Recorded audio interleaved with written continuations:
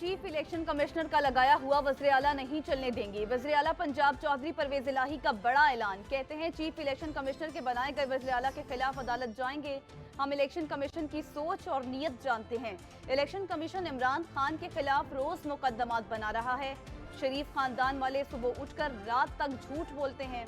इमरान खान सच्चा लीडर है।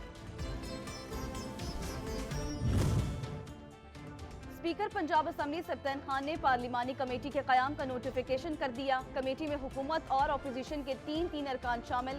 कमेटी 3 रोज में निगरान वज़ीर आला पंजाब के नाम को हतमी शक्ल देगी। पार्लिमानी कमेटी के अरकान के दरमियान पहला राबता हो गया।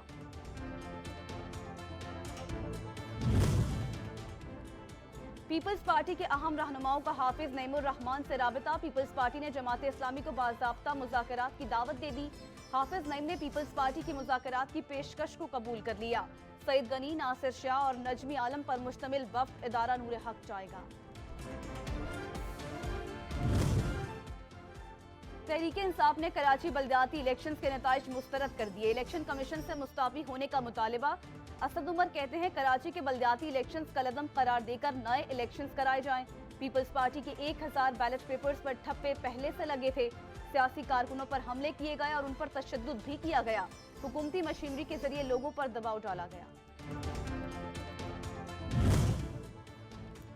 वज़ीर मुमलिकत बराए खजाना आयशा गोस पाशा ने कहा कि प्रोग्राम में जाने के लिए IMF की शराइत मानना पड़ी तो मान लेंगे। हुकूमत चाहती है आम आदमी पर बोझ ना पड़े, लेकिन IMF हमें दूसरी तरफ ले जाना चाहता है।